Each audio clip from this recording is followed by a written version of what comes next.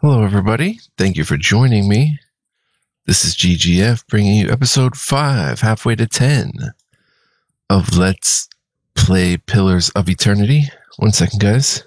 Alright, we legit. We Gucci. Hope you guys are doing well and having a good time out there. I don't know why my mouse is stuck in that window. There we go. Paradox Interactive / Obsidian. Published by Paradox, made by Obsidian. Alright, we're going to get it in, guys. We're in Salant Lys. Episode 4, we've got 3 of us. Picked up a rogue, Haedon. He was the former merchant at the camp that got ambushed. And here we are. Here we go. Let's keep it moving into the ruin. To get out, we must go through. Must go forward. And here we have a lower level of the ruins has been blocked off by fallen rubble.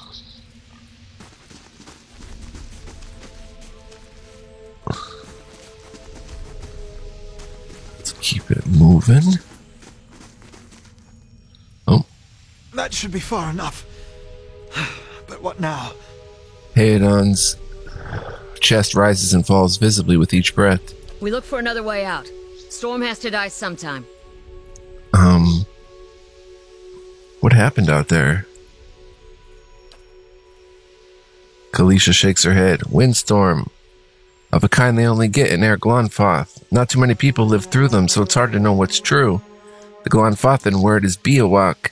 To them, it's the gods' way of reaping the souls of the land that couldn't find their own way out. But they'll take a living soul as soon as a dead one. Still got yours? Who attacked us?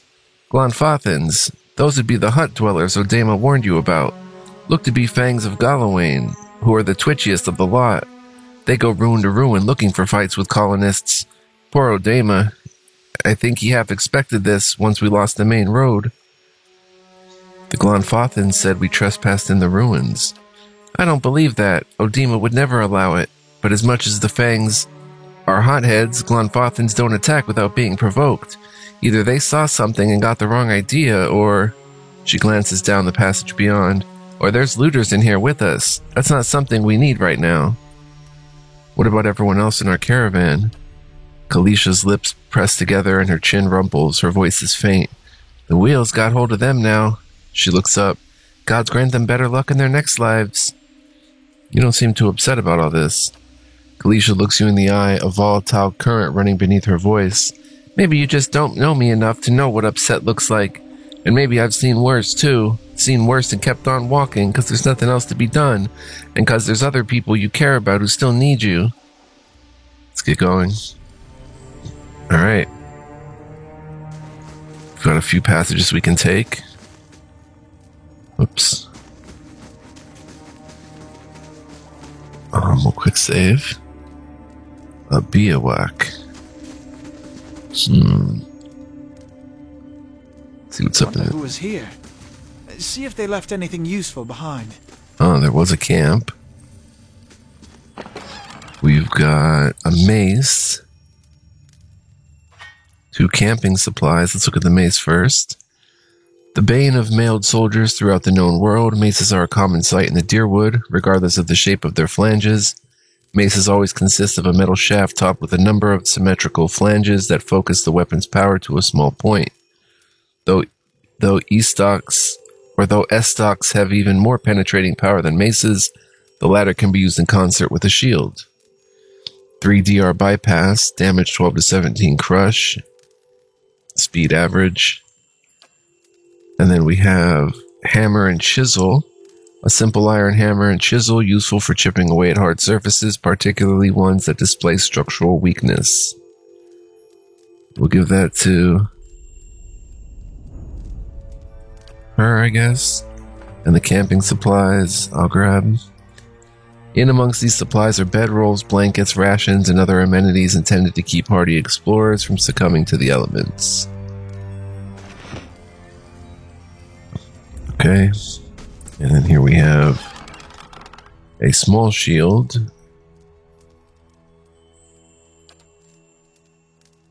Give that to girl. And another torch. Give that as well to girl. Alright. Anything hidden? Any hidden switches? Looks like that would open, but I don't see any sort of hidden buttons.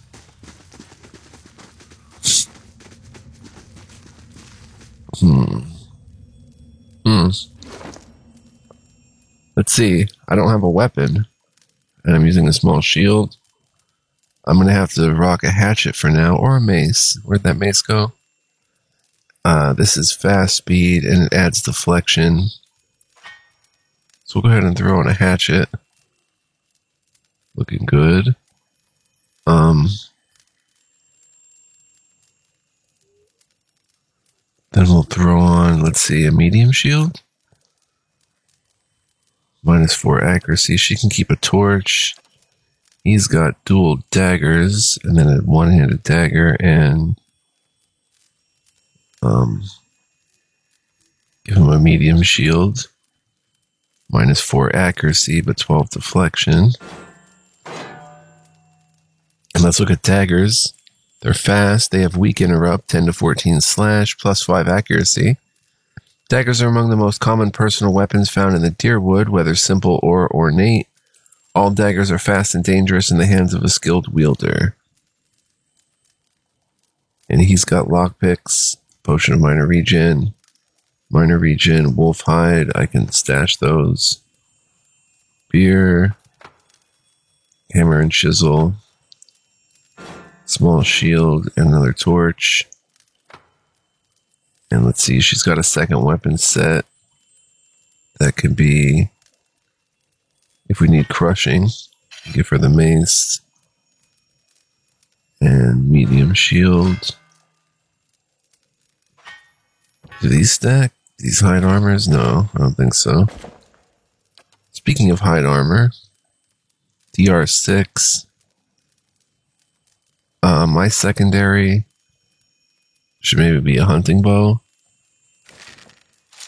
I don't have any arrows. I don't know if you need arrows. Quick items.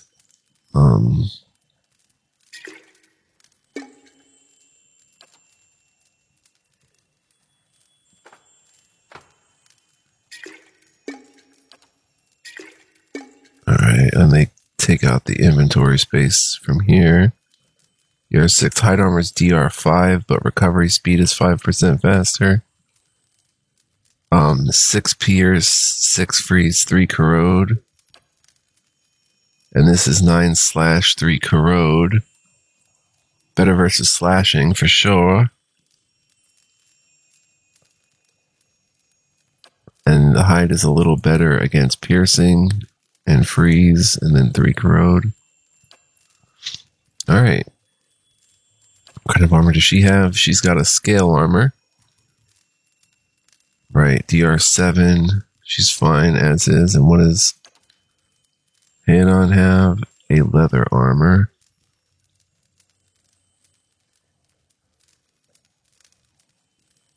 Can even maybe give him a hide armor to hang on to. And hunting bow. Yeah, give him a hunting bow too.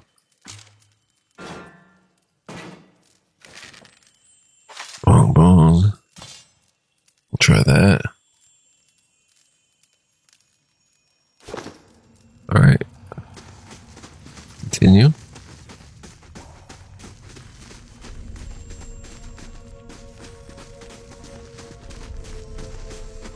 What do we have here?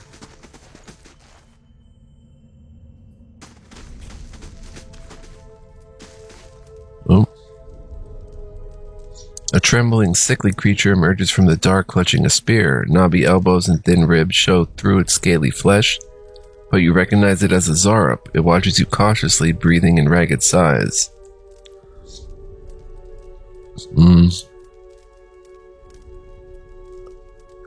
It's okay, I won't hurt you. The Zarup recoils, fingers still wrapped tightly around its spear. The creature cocks its head and approaches you, a soft clicking sound emanating from the back of its throat. The creature sniffs around you and finds nothing of interest. It steps back and resumes its defensive posture. Slowly back away. The Zarb watches you warily as you go.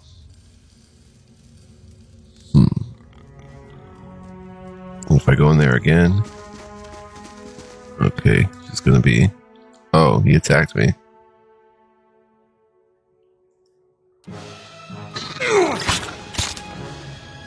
Should be a quick death. Sorry, little guy. He's got a Zarb spear. That's interesting. Speed is average. Interrupt is average. 10 to 15 pierce. Plus 5 accuracy.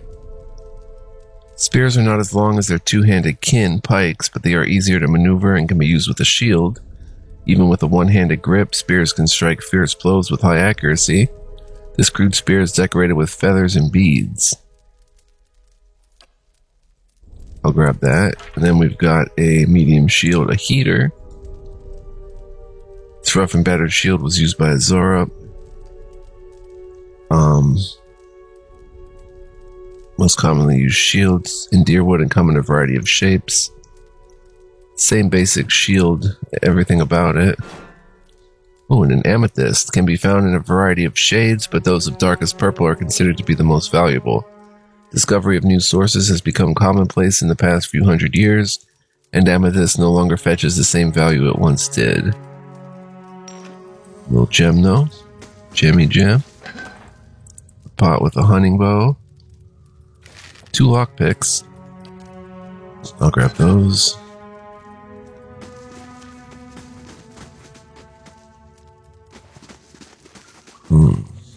Wait. Do you hear that? A body. There's a crossbow. Give that to you. Leather armor. Just grab it. And within relief gem. This brilliant blue gem has been sculpted to look like an eye. Oh, that went in the stash. A torch. And a tattered journal. This small folio is torn in several places and blood has soaked into several of the sheets. One later entry is still legible, however. I can't believe my luck. A few rounds of dice and I've got my hands on a genuine Engwithin artifact. The fellow who had it said it was a pretty nothing as far as he's concerned. He's not willing to go digging in some ruins, but if he's right about this gem leading to a hidden treasure, then that's worth sneaking past a few painted elves. I'll head to Salant Lys in the morning, then it's just a matter of finding this relief he was talking about. I don't know why we take it, but... Oh, I kind of remember this. Those tiles look suspicious. Let's be careful. Yeah, there's some way to get over that. That goes into a separate room, it looks like.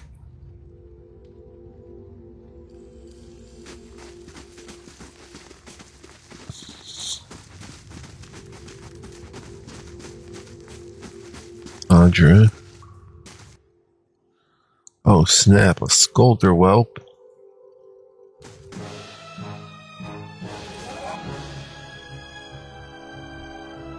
Let me go ahead and shift. Hey there. Perfect, instant speed.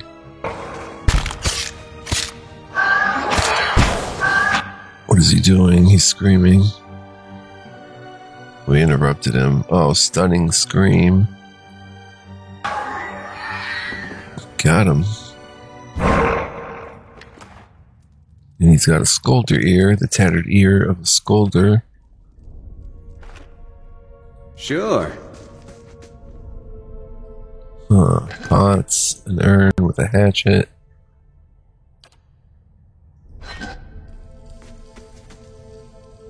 We'll have to put in a command to gather the whole party. That looks weak.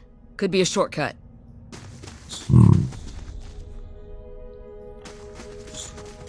Let's go back and see if we can get through that puzzle. What do we have to, like... Is there some way to figure it out?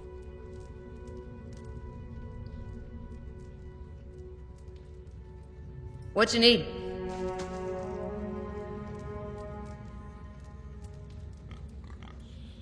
Does it spell a word?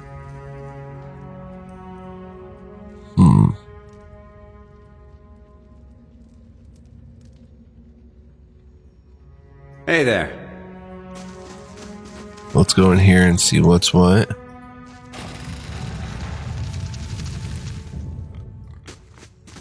That roundish symbol. I'm pretty sure I saw it on one of the tiles back there. Oh. A symbol of a patterned circle is inscribed on this pillar. An unlit brazier sits at its base. It could be lit if you had the means. Use the torch to light the brazier. Flames kindle swiftly in the brazier, winding their way upwards.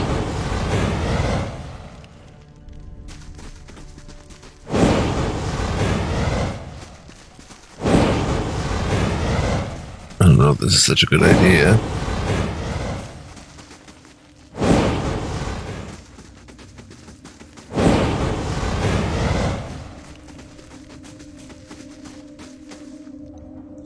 The mural must be ancient, yet the colors are still bright and vivid. It shows a procession of Engwithans from all the Kith races, Almua, Elf, Orlan, Dwarf, and Human. They walk among pillars similar to the ones that span this chamber, each one topped with a flame.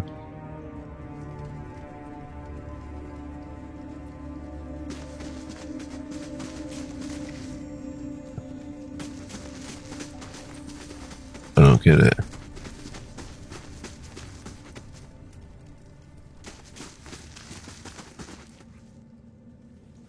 I can't zoom in any further.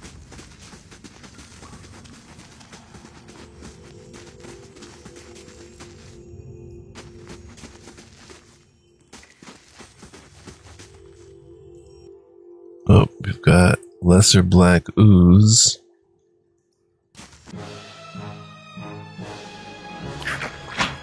Oh, shoots.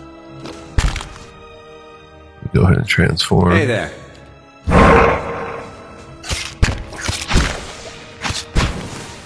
Badly injured.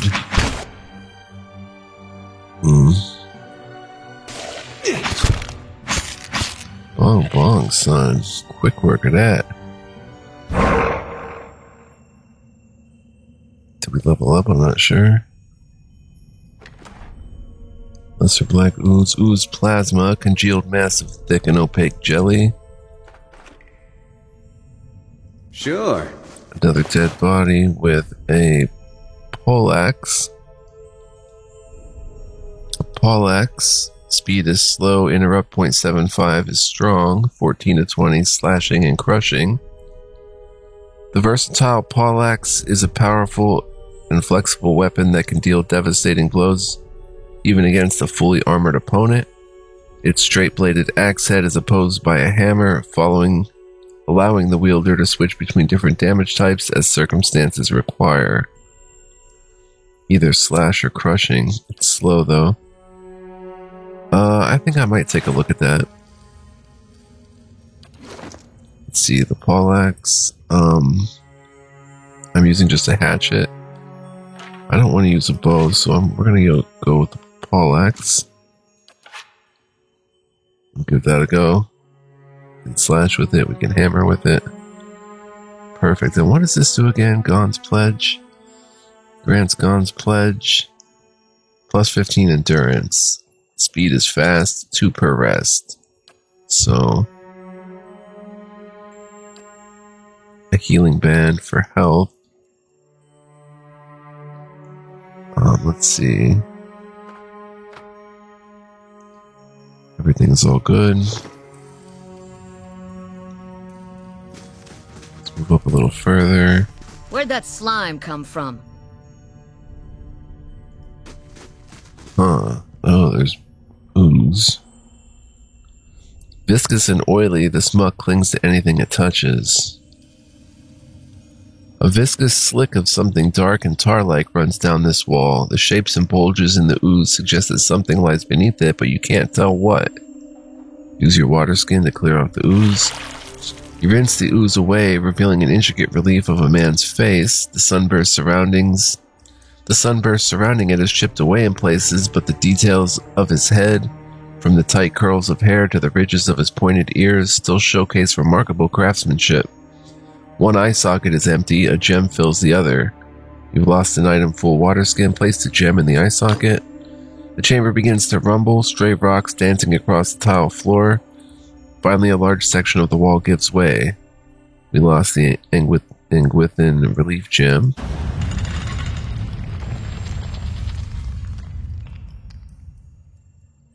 A bit of the wall opened up. Oh. Lesser black ooze. Let me go ahead and switch up. Hey there. Into Super Moose Man.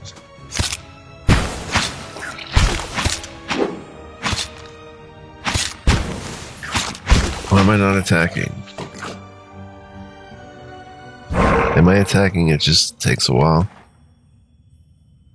Just not sure about that. Let's take the ooze. Sure. Not sure what we're looking at there. Oh, it's an urn. Ooh, we've got Audra. An organic material, crystalline in structure, but shell-like in substance, Audra can be found growing up through the ground in veins in many parts of Eora. Easy to carve and manipulate, it's a favorite of jewelers as a semi-precious stone, and is often cut more intricately and beautifully than other gems. I'll grab that. Goes in the stash. Amethyst and a minor cloak of protection. Oh wow, +5 fortitude, reflex, and will. Values 310, worn in the neck. Capes and cloaks can be worn for protection from the elements and from prying eyes alike. Many are woven with spells to provide additional defense or abilities. And I guess I'll decide who wears that. Is there any sort of design showing us how to walk across those tiles? Let's see it.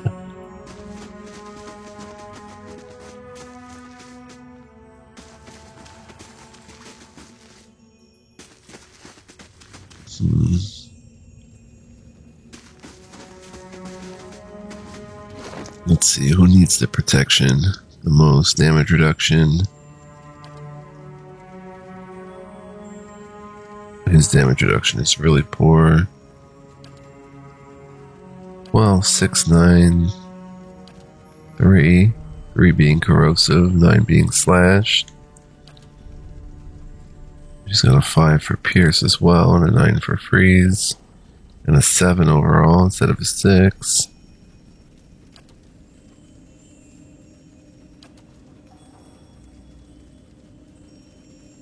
I guess I'll go ahead and wear that for now. Oh, nice, it shows. Hoarding all the magic items, apparently. Oh, the stash should be where our gems and stuff are. There they are, our food items. Springberry. Found on tall, distinctively shaped shrubs. These large pink berries are both sweet and frequently used in various medicines, not only to obscure the taste. Awesome. Amethyst, Golder Ear, Ooze, and Audra. Cool. So we could stick stuff in the stash, actually, such as hide armor. Oh.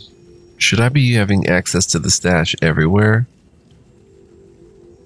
That's a question of morals. In RPGs, I could turn that off, I think, so we don't have access to it, because it seems a little bit of a cheat code to have it on. Let's see. Alright, there's that symbol. There's an eyeball. There's whatever that is. I don't understand this at all.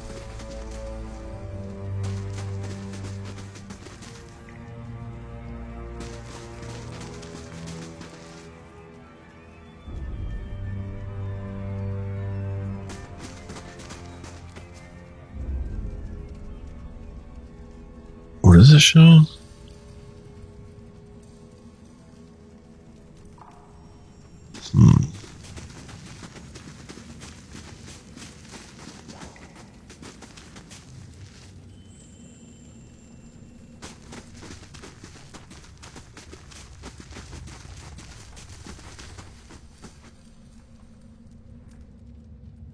Oh.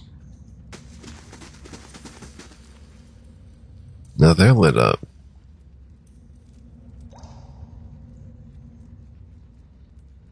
I really don't get it. Okay, so what happens if we step on that? Game pause. This is not going to end well.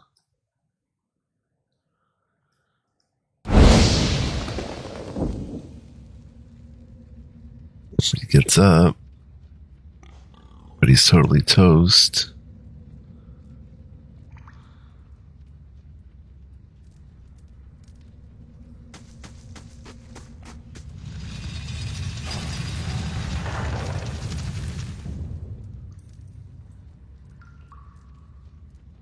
Do we maybe match the symbols we saw or something?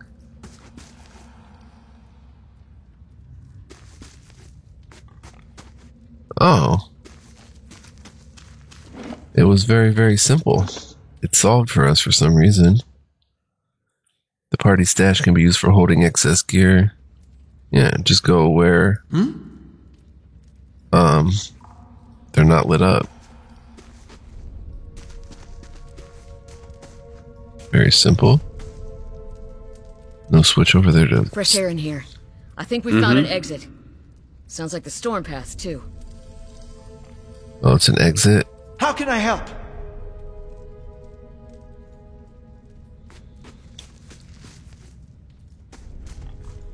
We'll go through this last then. Hey there. Hello? Come down here and go break open that door.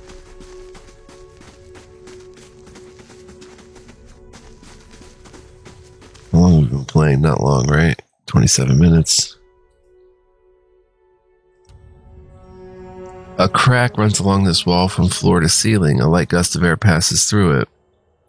Use the hammer and chisel to weaken the wall. You set to work. The cracks lengthen to widen with your efforts, but the process is more taxing than you'd expected. Sweat beads your forehead and your muscles begin to ache. Continue chiseling at the wall. After several long moments, you begin to see light on the other side. With one final step, several blocks of stone shift and tumble loose, clearing a gap just wide enough to pass through. We lost the hammer and chisel, but we can pass through.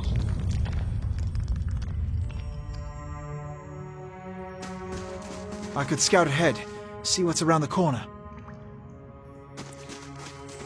Oh? How would you do that?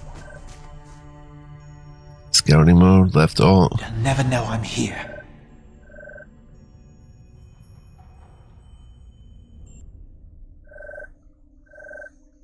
A starved scolder whelp. Another one. Oh, they saw.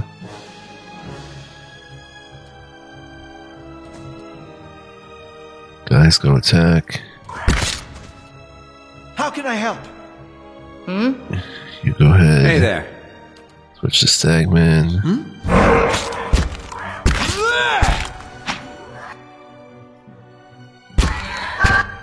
Disengage. Now attack.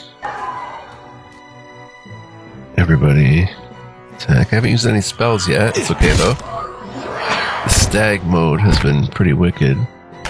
Scolder Whelp taking homie down. We don't have AI party AI on. Bong bong.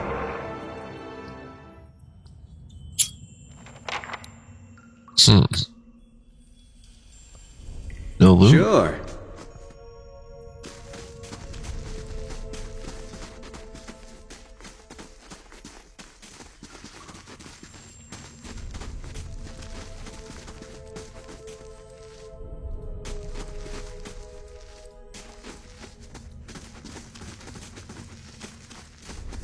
quick save after that.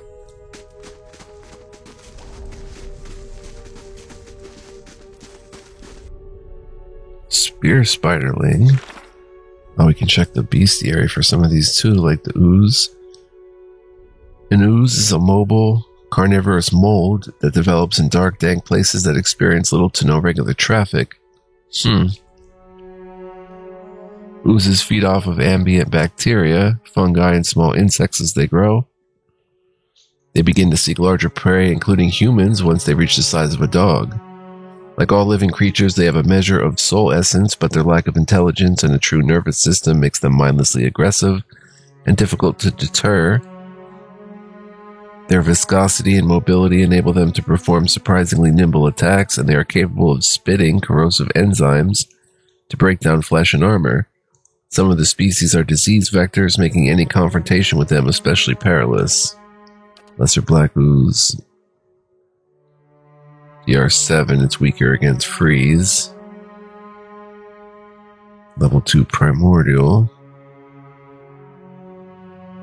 We've got Scolders, are large mammalian creatures that dwell in caves in total or near total darkness.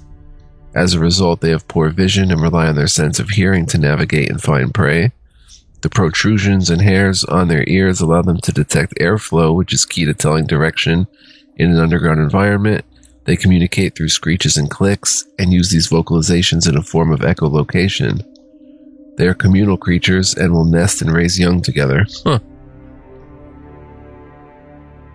And so far we've seen the Scolder whelp. Pretty perceptive, not too smart. Pretty good reflex, no damage reduction. Stunning scream, we can't see what that does, I guess. Pretty self-explanatory though. Level 1 Wilder. Then we have spiders, the Spear Spiderling up here. Enormous and hostile spiders come in a terrifying array of shapes, colors, and sizes throughout the Eastern Reach. Much more aggressive than their tiny kin, these giants actively seek out human and animal prey. Even the weakest of them, the spear spider, can easily kill a grown kit if the victim is unprepared. Though the spear spider lacks a poisonous bite, its piercing legs, from which its name is derived, can inflict terrible wounds even through armor. More deadly than spear spiders are ivory spinners and widowmakers, with both species possessing horrific poisonous bites. The ivory spinner also has the ability to fire webbing at its prey, slowing it down. Widowmakers do not cast webs, but their poison is extraordinarily toxic. Seldom seen outside of the most remote locations in Air Glanfath, the fabled Crystal Eaters are enormous and powerful, possessing magical abilities some wizards believe have been developed through the consumption of Adra and enchanted gemstones. In addition to their abilities to raise a field of deadly crystal spikes, the venom of a Crystal Eater will temporarily turn a victim's flesh and blood to stone. Subsequent attacks by the Crystal Eater on a petrified foe are quickly fatal. Then there's Wolf. Did we look at Zarup? Zarups are reptilian humanoids about the size of Orlons. They adorn themselves with the bones of fallen enemies, mostly Zarups from rival tribes. They also have an affinity for large feathers, which they hang and pin to their attire. Zarup skin tones can vary from light green to a rustic brown. Their elongated snouts, which make speech impossible, and overly aggressive behavior have hindered them from communicating with the more civilized races of the world. They live in secluded tribal territories and are known for ruthlessly attacking anyone foolish enough to cross their path. Zarups revere dragons as deities and build their communities around the lairs of these powerful creatures. It is not uncommon for a small tribe to wander nomadically until it has found a drake or dragon to worship. Once a tribe dedicates itself to a dragon, they will defend it at all costs. Elaborate rituals in which the dragon consumes Zarup sacrifices are a normal practice. As a dragon grows in age and size, these sacrifices become large religious events that cost the lives of hundreds of Zarups. The power and prestige of a Zarup tribe directly correlates with the age of its dragon. The most powerful tribes have existed for hundreds, if not thousands of years. Warriors and shamans of these large tribes typically paint their bodies to resemble their draconic gods.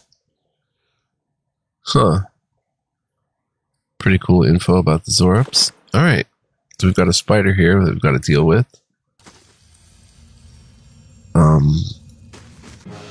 Is it just one? Let's attack it. I'll shift. No, it's a couple. Got that one? Come on, girl. Wow, that was quick.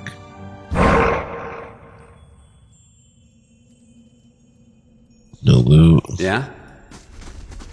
Oh, are we behind the puzzle? We're behind the puzzle.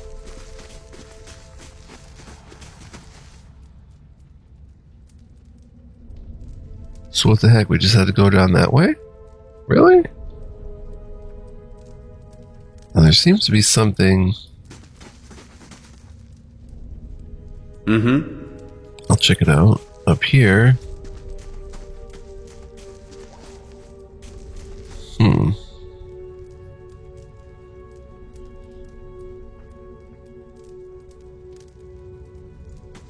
There's one on that side that's not as easily gotten to.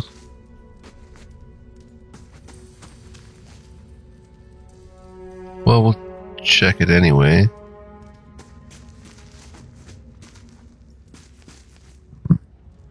Make sure there's no secret down there.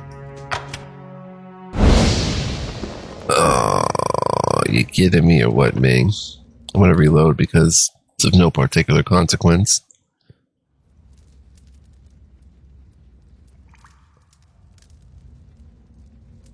That's interesting. Sure. Let's maybe head up this way. Is that it? I guess that's it. We got through the ruin. Why am I expecting a boss battle? Let's see how long I've been playing. 37 minutes. Aha. A spear spiderling.